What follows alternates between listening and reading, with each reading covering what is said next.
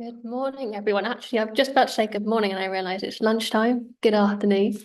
Hope everyone is doing well today on what is looking like quite a sunny day. So thank you for joining us for this NLA technical briefing webinar on passive house retrofit and reuse. This is part of our annual NLA programme, but also part of London Climate Action Week, which is taking place between the 21st and 29th of June. We're just coming to the end of that. My name is Eliza Grosvenor. I'm Head of Programme for the London Festival of Architecture, one of our key projects here at the NLA. It's so great to see so many of you joining this morning or this lunchtime.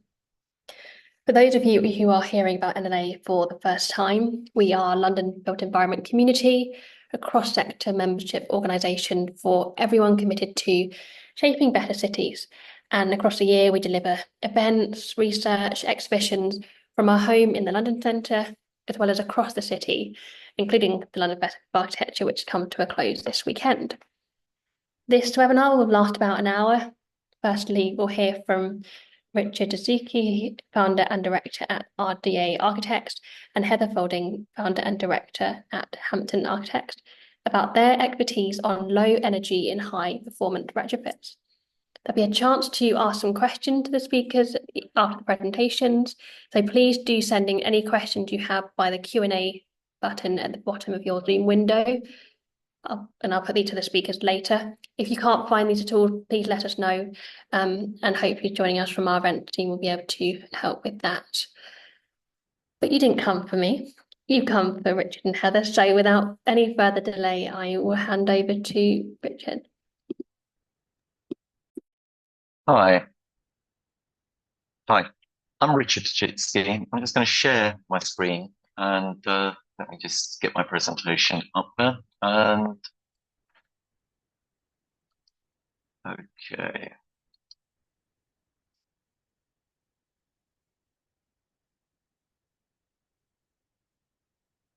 Okay, so this is about passive house retrofit, which we carried out in Brixton Hill, Clapham. Both myself and Heather and Kurt have formed an organisation, an architectural firm, actually called 4 Plus Design, and we specialise in retrofitting and passive house. One of the things with this particular project that we had, Modernist EnerPHit, was we had a 1960s building located at the northeast corner of Brixton Hill, so New Park Road. It's just off the South Circular. It had fallen into disrepair, but it was an amazing building. My client, she was an architect as well as a DJ, and she fell in love with the project. And the project itself is at the top of it's just at the top of it, just by the South Circular. You can see roughly where it is here. Sorry, I'm just having a little bit of technical difficulty here. Oops. And let me go back a slide. So the house was built in the garden back in 1968 of another bigger villa, effectively. It is quite outstanding because it was an upside down living concept, and it was in the RIBA library. It had single glazing all around. It was really designed around the car. So the main entrance of the building was effectively a porte cochere, and it was designed around driving the car on the inside underneath the building. Internally, it had a spiral staircase that you couldn't walk up, but it was also very poorly insulated. Rather than demolish this building, because we actually liked a lot of the features, and our client liked a lot of the features of it, the brief was very much, can we restore this? Can we make it last another 100 years? Can we make it better and more energy efficient? As you can see there, that's the entrance, and it was really designed for a 1960s car. Van will no way go in there, so it was quite small. So we looked at the fundamentals of what was around at the time, and what inspired Michael Blackstock, who was the architect in 1968, design it. And at the time, it was sort of Eric Lyons and Span and sort of works of this nature. The house itself was very much taken from this type of inspiration. And internally, this is what it looked like. But at the same time, it would be hot air and the central heating system, the gas central heating wasn't working. The building was very leaky for air. It was cold, it had damp, it had all sorts of problems in it. The staircase, there wasn't just one staircase, there was multiple steps all over the building. So there's all sorts of different levels, and someone had put in this spiral staircase, which is quite nice. But at the same time, it didn't really function, and it was impossible to get up to the top floor, especially being upside down living. So one of the things we took on board the inspirations. I mean, the storage was phenomenal. There was storage in every single nook and cranny, but it was filled with these terrible wardrobes. But we sort of took inspiration from this, and we started designing. We started designing the interiors, thinking, hang on, where would this really got to? We started sketching it out. We started looking at the hallway. We started looking at the space. We even thought, well, hang on, if we pull the staircase out of the building, so we were thinking about pulling the staircase to the side of the building, then maybe this would work and create a little bit more space internally, because the rooms were so sort of higgledy-piggledy all over the place that it didn't quite function as a family house. So, as you can see from the existing plans, the drive and the garage was effectively located at the back. My client, being an architect, she wanted to create something out of this space. So the space here was useless. It also meant that the form factor of the building was no longer a square. We had this sort of drafty corridor going underneath the building. We thought, hang on a minute, why don't we actually square this whole thing off and make the form factor far more effective for a building, leaving the garage as studio space outside the thermal envelope, which is what we did. So what we ended up doing is we looked at the form factor of the building. We squared the building off like so. We then looked at the internal arrangements. We changed some of the internal arrangements to make the building work a little bit better.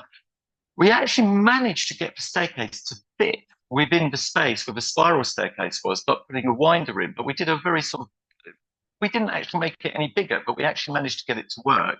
And therefore, to keep the budget lower, we decided not to push the staircase to the outside. We then started doing embodied carbon calculations. We started looking at all the embodied carbon and how much we would save. And initially, we worked with Design PH. We worked with a fantastic team of Ecospheric, ourselves, and another firm of structural engineers who were brilliant. And we started realizing that, hang on, we can get this to Passive House and EnerPHit standards. So we were doing all the execution of all of this stuff before we were actually on site. We're looking at all the embodied carbon. We were looking at also the figures for the heating figures. Oops, sorry, I've jumped one. We looked at the heating figures. We realized we could get the building up to RDA 2030, 2025 standards. We then started thinking, what are the problems associated with this? Well, the major problem here was, how do you thermally insulate a 1960s solid concrete building? And the main issue really was to put the insulation layer on the outside. We had a problem on one of the party walls. So we insulated the building as it was a rendered building on the outside throughout, front and back. But on one side, we had a party wall issue. So we had to insulate one side on the inside. So one side of the building here on section BB, you can see was insulated on the inside of the building. What we ended up doing was wrapping the insulation around so it overlapped. And we ended up doing lots of calculations using firm and other techniques to make sure this worked in the Passive House calculations. The staircase obviously was changed and rooms were changed.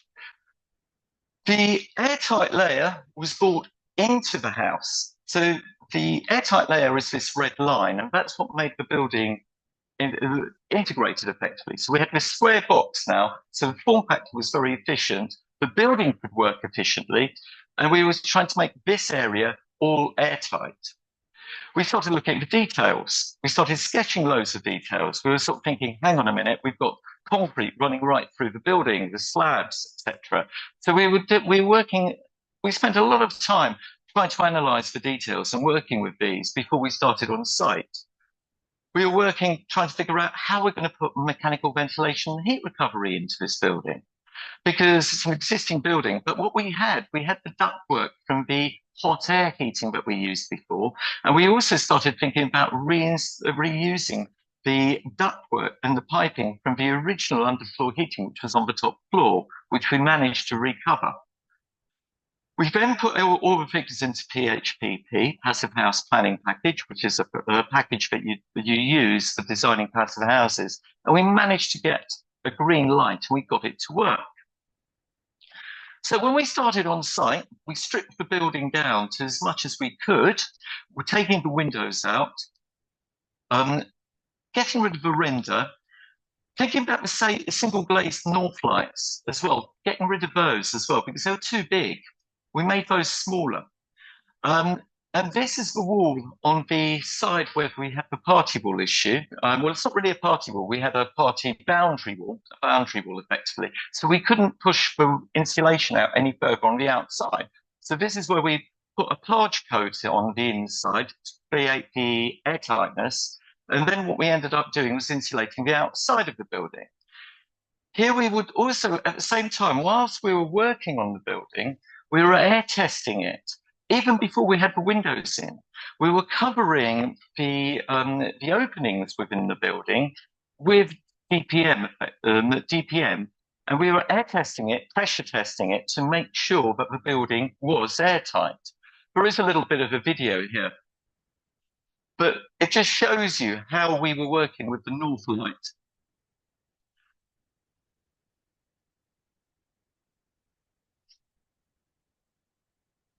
But one of the reasons you do this, you actually air test the building before the windows are in, is that you can actually see how good the structure is. And at that point in time, we realized the structure was good enough once we'd done the plarge coats and we made it airtight. We could test this. We had 3 air tests in this building at different stages.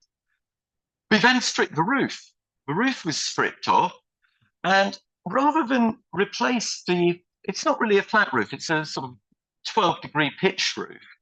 But rather than replace that roof with a new membrane or a new zinc roof, we realized we could actually do a solar roof. And the solar panels acted as the rain screen.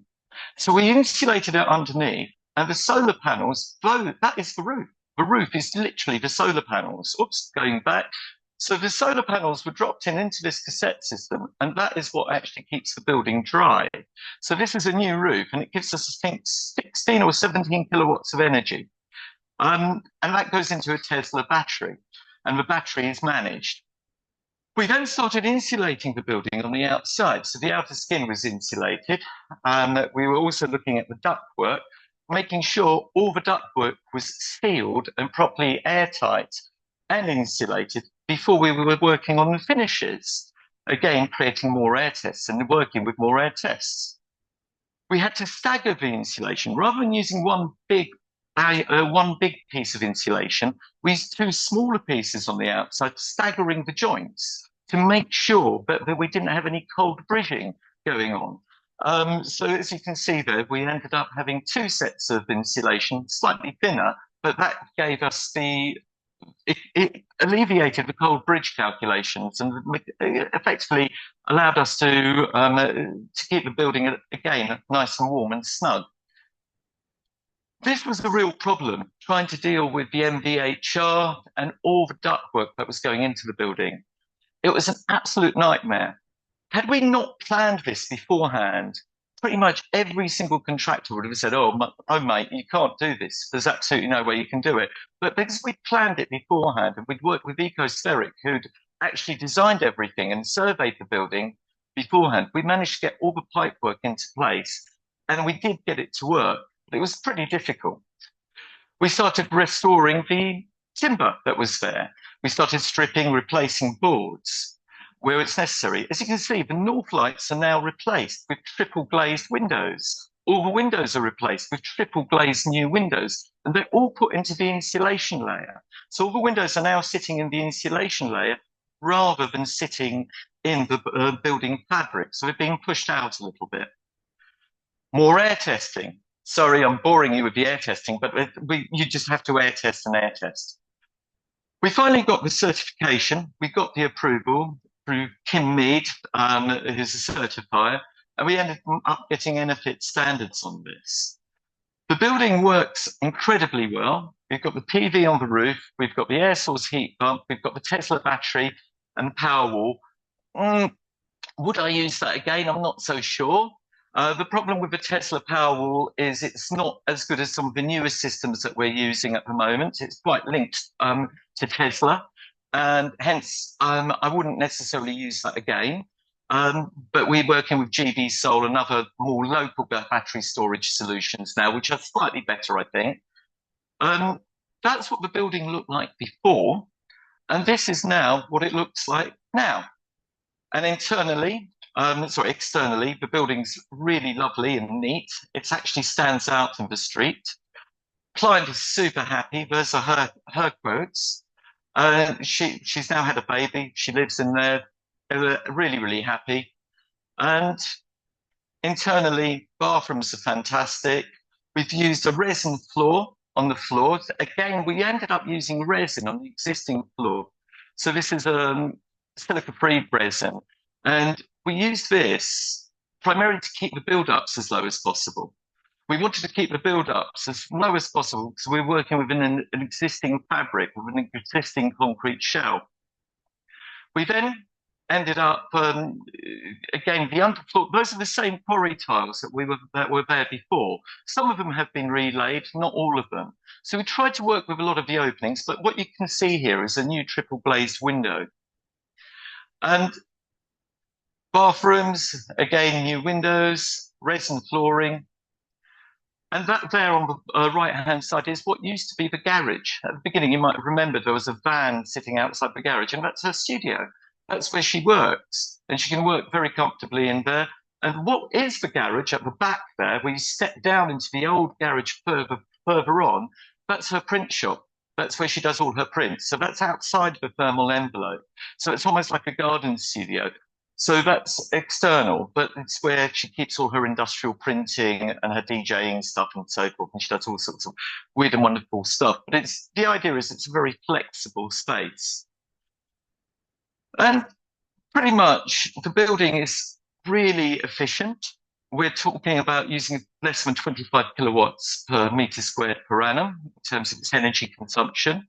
We're monitoring it at the moment. We're sort of toying with it. She's been there for about 2 years, 1.5, 2 years, and absolutely loving it. And that's the end of my presentation. It's obviously been nominated for Passive House Awards, finalists. Yeah, British Home Awards, it was a finalist as well. And it's a lovely way of restoring rather than demolishing older buildings, which would have been demolished. Thank you. Let me stop the share. Thank you, Richard. That was brilliant. And I think I've got a few questions I want to ask you off the back of that. But before we get onto that, Heather, are you ready to share? I am.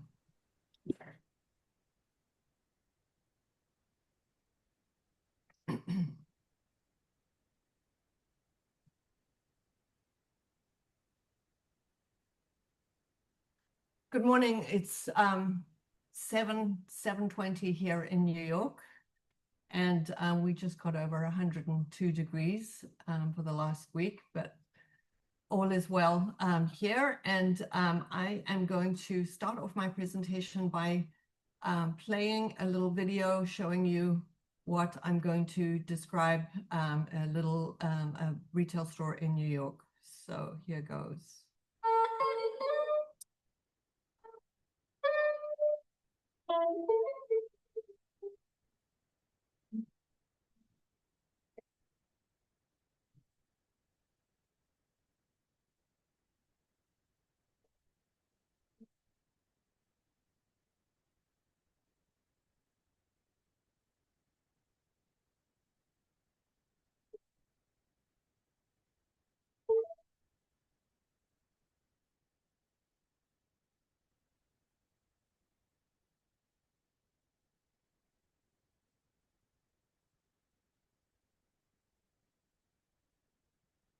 So this project came to us from the Netherlands. It's a clothing line that was put together by 4 really super interesting young people who came from all over Africa to the Netherlands. It has a very strong presence in Africa. It's a very sophisticated, very cerebral thinking about each line. Every line has this really, really interesting story. It's a high-end boutique brand. They're in all the Paris runways. So they came to us to launch in America and obviously in New York. Well, I shouldn't say obviously, but that was where they were launching. This was the brief that I got from one of the junior designers. It was white and stainless steel like every other store in Soho. And so I asked to meet with all the partners to try to identify a 3-dimensional brand with them so that we could launch. And their clothing has incredible personality. And I wanted to really express them and get an emotional reaction within the store, which is sort of what we're all about. So they found this little building that they fell in love with on the border of Soho and the Lower East Side. And as you can see, it's a little freestanding corner building. It's really dilapidated and in terrible state of repair. You could take the bricks out by hand. There was only sand between them. The infrastructure was rusted. Beams were sagging, the joists were rotted out completely in one corner, roof was sagging, so there was crazy flooding. The only little stair in the back had rusted through and was collapsing. But they fell in love with the store, the little building itself, and because as you come into the Williamsburg Bridge with the Lower East Side, Soho and Tribeca, they're at the gateway of Soho and super visible as you're driving down Delancey Street in New York on this little corner. So we agreed to make this their billboard to introduce them and launch their line. The building was zoned for retail on the ground floor with an entrance on Delancey and Christie Street. On the other side is also quite a large street with a park in it.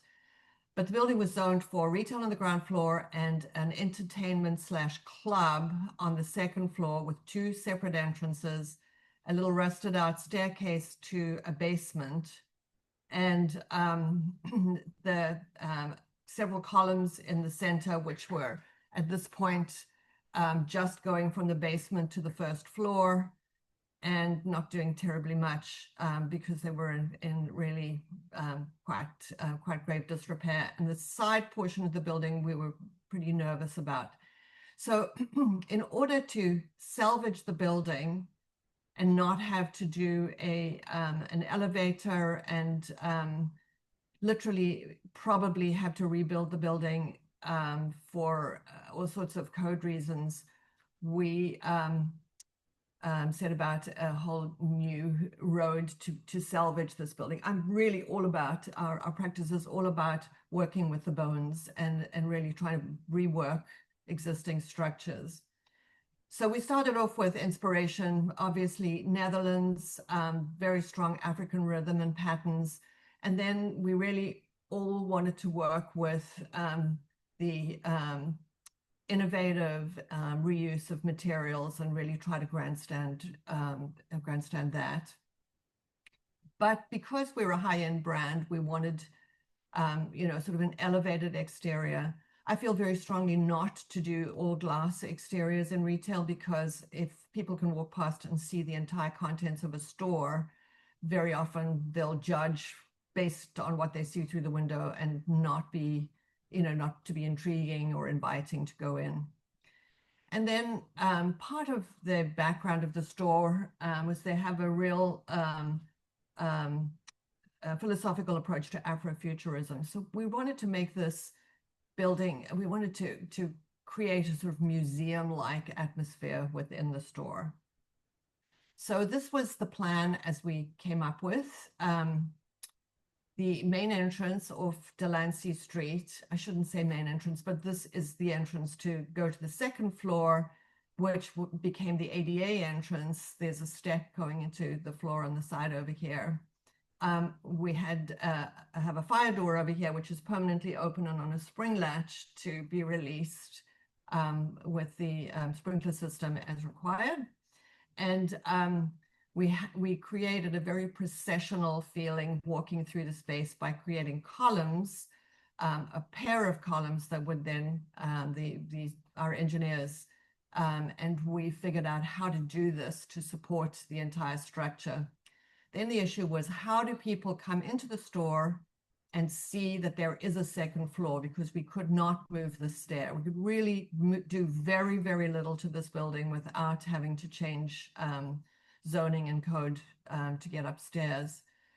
So what we did was we did a glass floor between the columns, and we did a skylight above the glass floor. The second floor, because it's zoned as a entertainment space, they really liked this because they wanted their store to be very community focused. So we have a coffee and juice bar and a seating area, even though it's pretty much a retail store. They wanted people to be able to hang out and not feel pressured to get in and out of the store. So we had another issue, is we are too close to the subway to be able to do anything within the store without going to the MTA to get their permission, which is a whole rigorous thing all on its own without building departments. And so you can see where all the subways are. So we did all of the calculations to prove to them that our foundations for our new columns were going to be in compliance with the subway and the reverberations and so on. So getting into the project, what we did was we did a whole series of sketches. How do we wrap this building, create the billboard that we wanted to on the corner, and so we looked at doing a puffer jacket with a zipper on the corner. We started here looking at gables for the Netherlands. We looked at multiple different ways of using cans, using other recycled materials. We're really keen to try to use clothing recycling, but wound up going down the can route. We looked at a bunch of different ways of, I sat for days twisting, bending, folding cans to see how this was a rolled can version. And we came up with eventually the one on the right, which was to flatten cans and use them that way. We wanted to do it in an African beadwork pattern.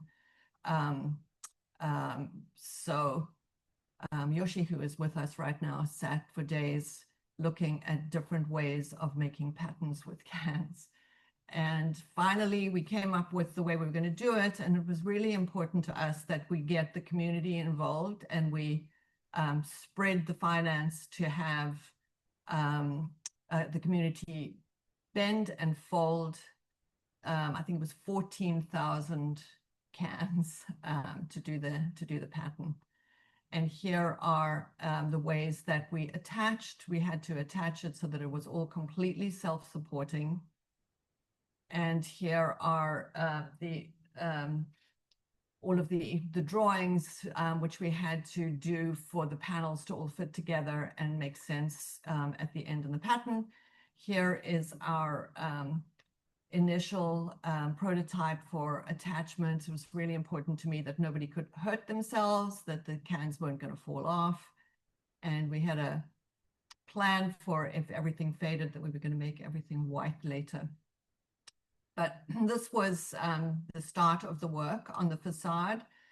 As you can see, we found this one column. Actually, there were two columns in the front that we were wrapping, and here we are in the stages of formwork. The Lower East Side, as you can see from the graffiti that's already started on the second floor, is an area where we wanted to get that scaffolding up and down because we had people up there at night. And this was the point where the pandemic hit. So everybody was shut their doors for several months before we could come back to do any more construction.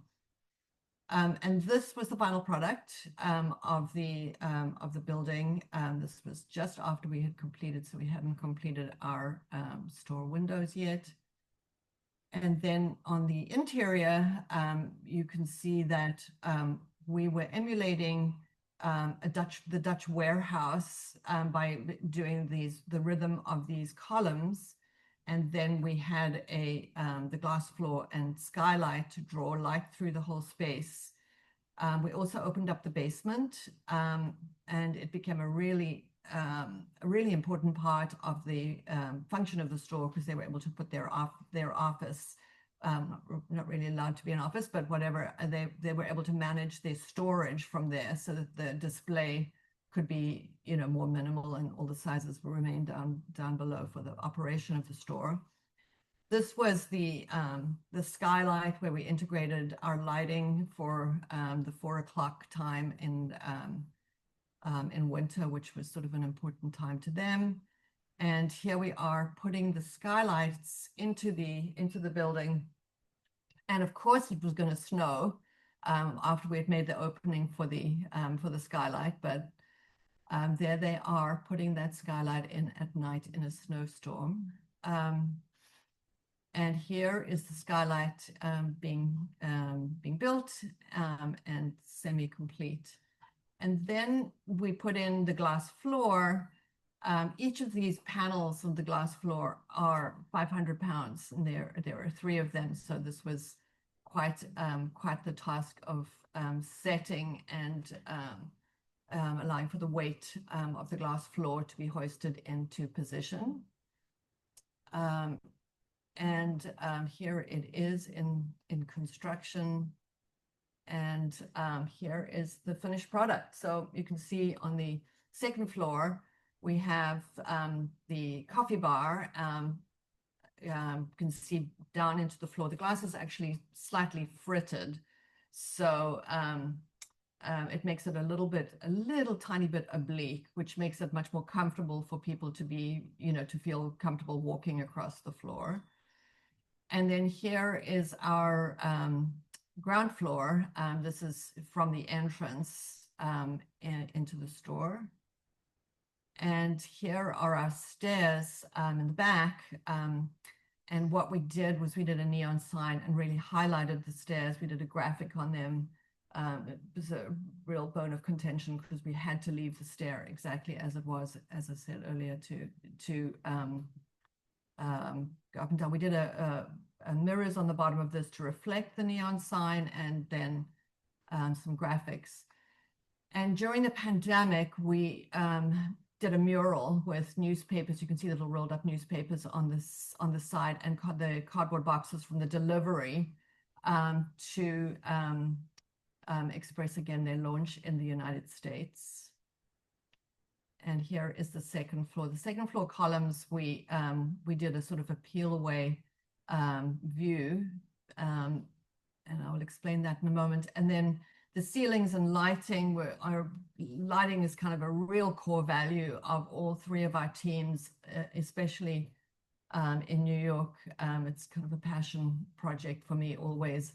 But the ceilings are nuts on the ground floor and reeds on the second floor. So we combine the warehouse with the sort of African feeling. And then we had a little fun in the dressing rooms. Some of our signatures are we take the brand and the logo and make door hardware with that. Our clothing rails, so that clothes could be spaced evenly in the zigzag pattern. And then they had a design to show where the stars were when they started their business. And that goes into the mosaic, and you can see their little lights in the mosaic. We're showing the star pattern. And here was the neon sign that we made for the staircase to show okay, there's action back here. And another little kind of thing that I love is how in Africa they reuse electrical wiring and do all these crazy, interesting little patterns with it. Unfortunately, we couldn't do it through the whole building, so we wound up doing prototypes in some areas and then photographing it in other areas to use the design. And then here we are before the statues came in on the ground floor with the cash wrap. And then the statues themselves started off in concept as being mannequins, which would be able to wear their clothing. We actually made these really cool mannequins that are now on the second floor. But the client really wanted to do a permanent sculpture. So we set about making the sculptures for them. And here's the clay, and there's the final sculpture. And that is our store. The client, as a result of the store, got a Vogue spread, internationally really recognized. The little building has become an icon, and they claim, well, the financial person told us that they had tripled their value. And I believe they sold to a conglomerate for a massive amount as a result of the success and landmark status, or the iconic status of this little store in New York. So that's me and my presentation. Thank you very much, Heather and Richard. Those are both brilliant presentations. It's really interesting to hear about projects on two quite different scales. So you've got the home and then you've got the store, which is bringing a lot of different global conversations into that. So thank you both for sharing that. I'd love to now open up the discussion to those in the virtual room. As I mentioned before, you can ask any questions in the Q&A button at the bottom of your screens. But I'm going to be a bit cheeky and ask a couple of my own questions before. So going back to your presentation, Richard, so you mentioned this project started with the big challenge of, can we restore this for the next 100 years? And then it's going down to the details such as air testing. Why is passive house certification important on a domestic building, and how much extra does it cost compared to a standard refurbishment? I think the standard refurbishment, if you're doing something like this building rigs, you'd probably be getting around 60 to 80 kilowatt hours per meter squared in terms of your primary heat demand. I know that's a bit of a technical sort of answer, but the reality of this is that you're effectively getting down to below 25 for your primary heat demand, if not more so. So you're about 3 or 4 times better than where you would be on a standard refurb. So effectively, with the climate challenge effectively that we've all got, and the fact that the building itself is contributing towards the grid, it's an exemplar project in that factor. I think passive house is really important. I live in one. It's something I believe in, and I've been sort of working towards this goal for the last 20 odd years, because I think if we as architects do our little bit and try and improve the environment, the built environment, you know, in cities and rural, wherever, at least I feel that we're contributing to something a little bit better. Currently, I find that the majority of homes aren't built to such good standards.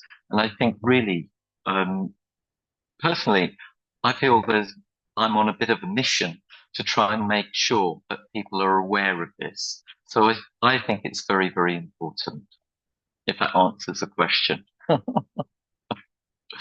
think that Oh, cost. And the cost. You asked me the cost. Sorry, I'll just tell you about the cost.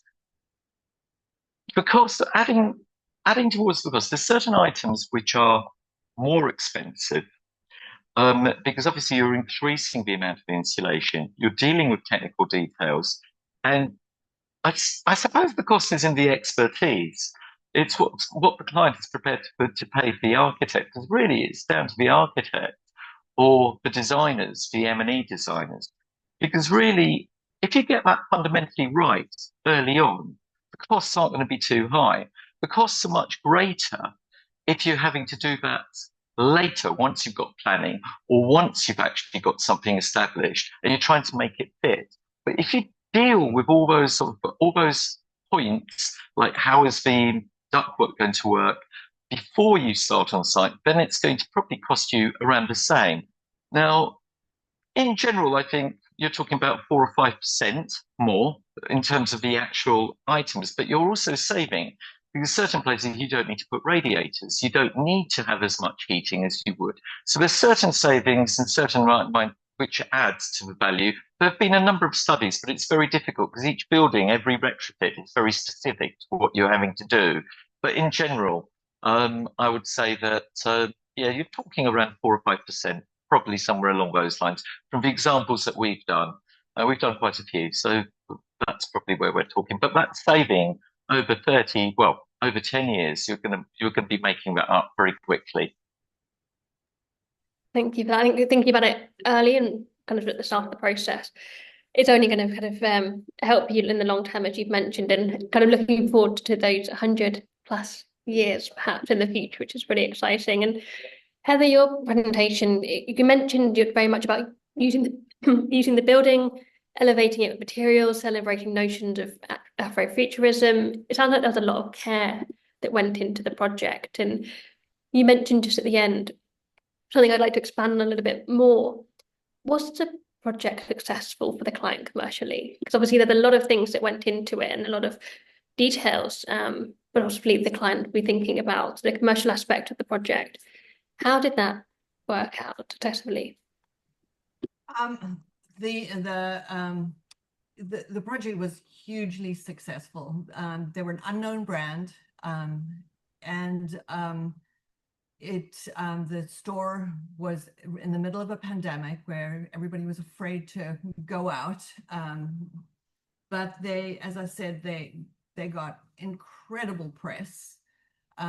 So as a result, of the building, I am still hearing from people all over the place who said, "Oh, my friend came back from New York and saw this building," and I was proud to say that that was my friend who did it. But so the building itself really elevated their brand, and they were, as I said, they were super successful. We've won a few awards for it, and so it was an exciting thing. And a lot of the elements are now brand elements for them. Brilliant, thank you. And I haven't seen any questions yet in the chat, so please, if you do have a question, please do ask these. But one of the things that you just mentioning, you were in the pandemic at this time, you had the proximity of the subway. What were some of the biggest challenges, perhaps both of you can come up in this question, what were some of the biggest challenges that you faced and perhaps the learnings that you took from these projects for future projects? For me, it was, the entire building was a challenge. Just retaining the building, maintaining the fabric of the building. I left that all up to Richard. I didn't go into how we were able to heat and cool this little building, because normally in New York we have at least 2 sides to insulate, but we were able to do that also pretty efficiently. And, it's always a challenge. And Richard mentioned a 4 to 5% increase in cost. When you're restoring a little building like this, there are obviously costs associated to do what you're doing. But the end result of that is having a banner, having your whole store be a banner makes a difference. And then, in terms of us and branding, we really feel strongly that retail now is an emotional experience. It's the stage for a brand. So even though they may no longer have retail presences in other areas, once you've been in the store in New York, you get it. And once you've got it, you're going to follow the brand. So, that was, but that's not answering your challenge question. It's the previous one. There were many challenges. The MTA and the subway, you can wait for months for an answer. So, we found ourselves down there, masks on, standing at the door, waiting to go find anybody. We found a guy who helped us through the process. But, those were the challenges in the pandemic. It was crazy. And then opening in the pandemic, to a city that was just, you know, in pieces at the time?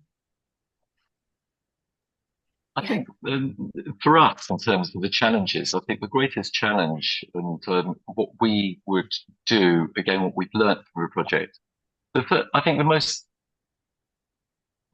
interesting aspect and the most challenging aspect was taking an old concrete frame and trying to ensure that that concrete frame and how the wall to floor junctions, how you would insulate them, especially on a party wall or on a wall where you can't insulate the outside anymore.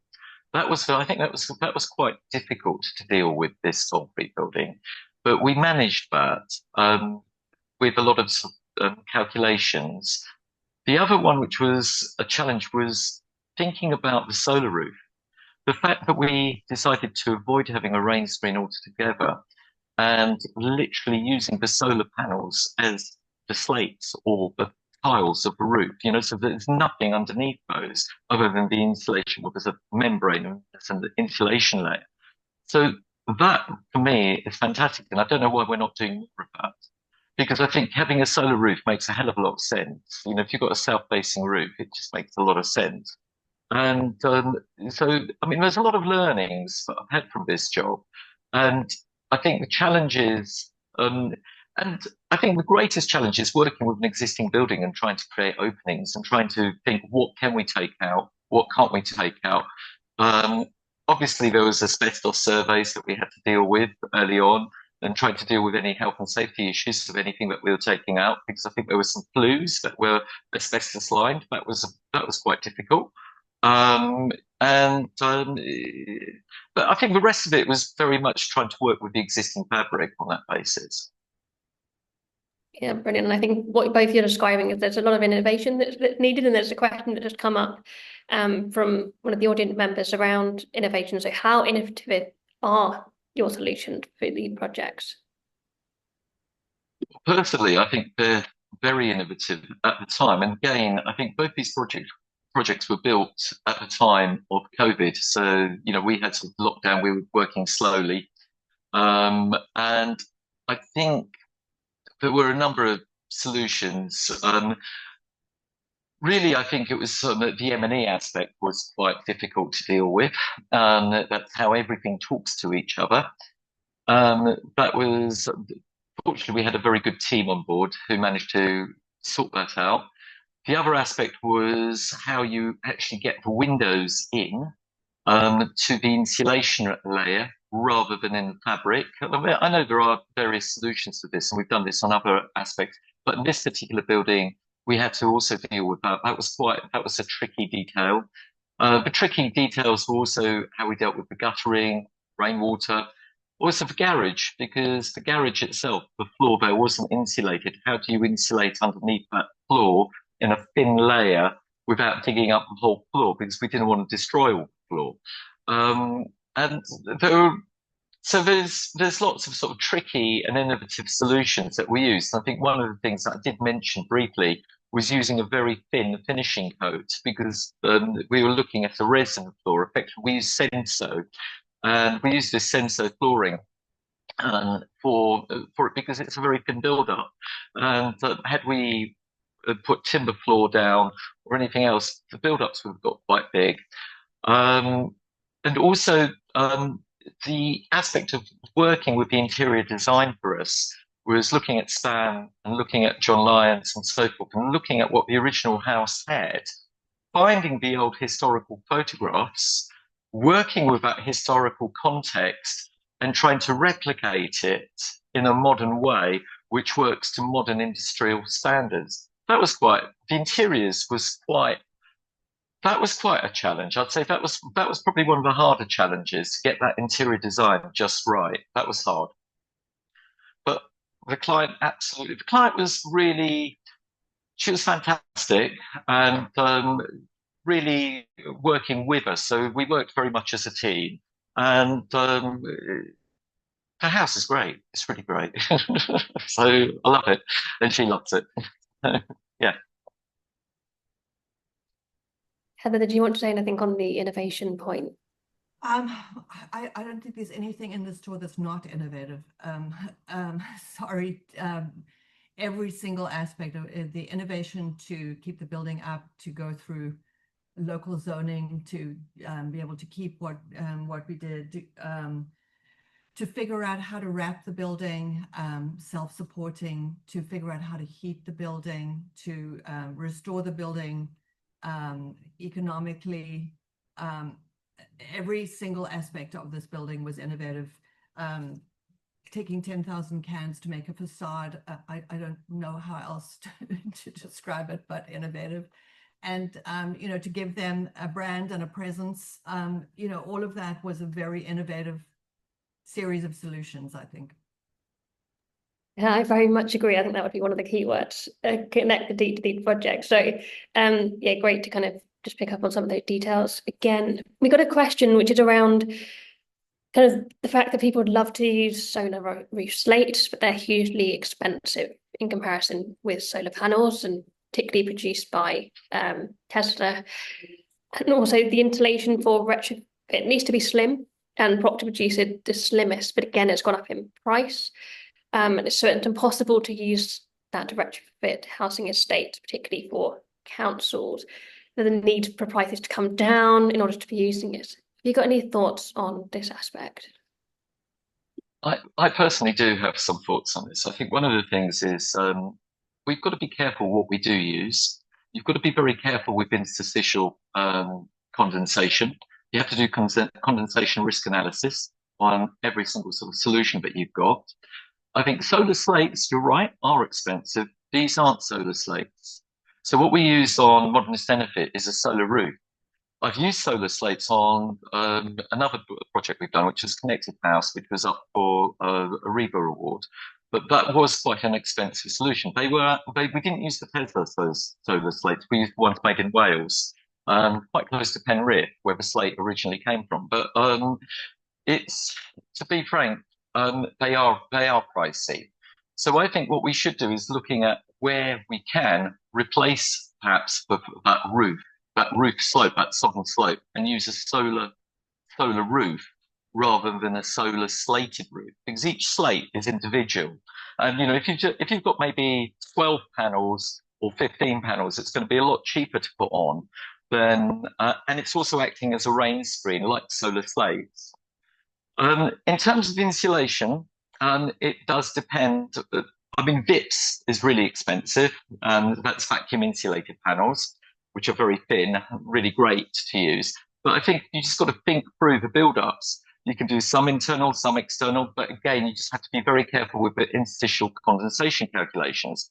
Also, if you are doing a retrofit, my advice is really think about the MVHR first before you start thinking about insulation or anything else, because you've got to control the environment for water, for vapor, for condensation. So really, I think with a retrofit solution, rather than thinking about solar or the windows now, think of it as a 7-year plan or a 5-year plan. But the first thing is the most intrusive aspect, which is thinking about your mechanical ventilation and controlling the atmosphere within the building, because then you can start thinking about the insulation at a later date. You can start thinking about the windows at a later date when you can afford to. When things become, because even so, window glazing can be improving. I mean, there's been lots of talk on forums about vacuum glass. I mean, it's still crazily expensive. So there's lots of other things and innovations which are coming out,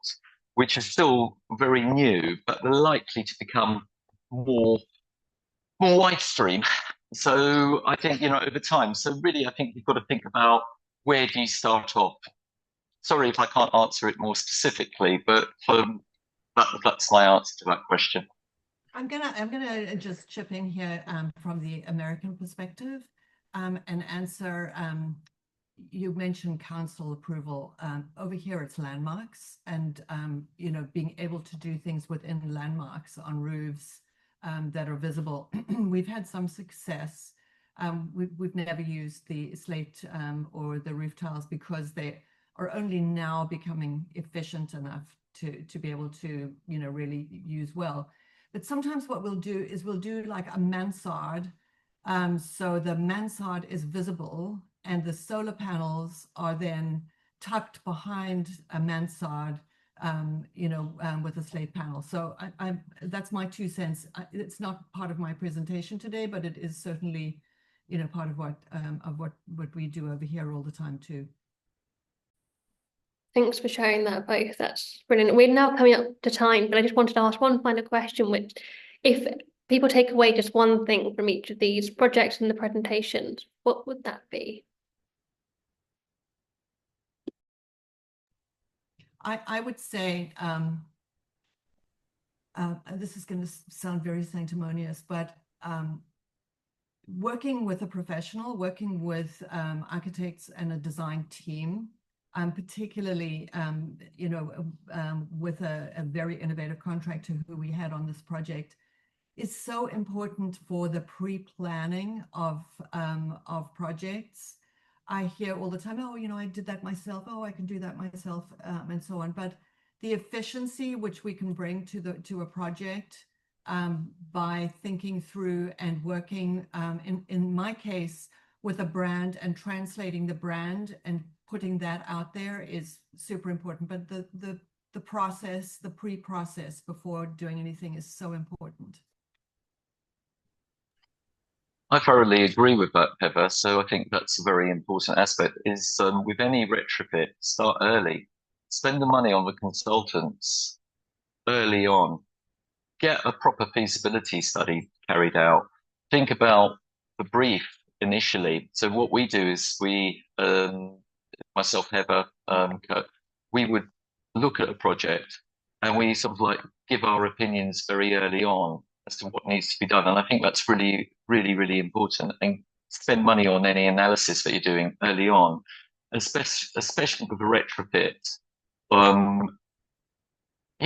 Use an architect early, and think about the money that you spend initially is going to save you money in the long term. So that's my thought process really with all of this, with that question really.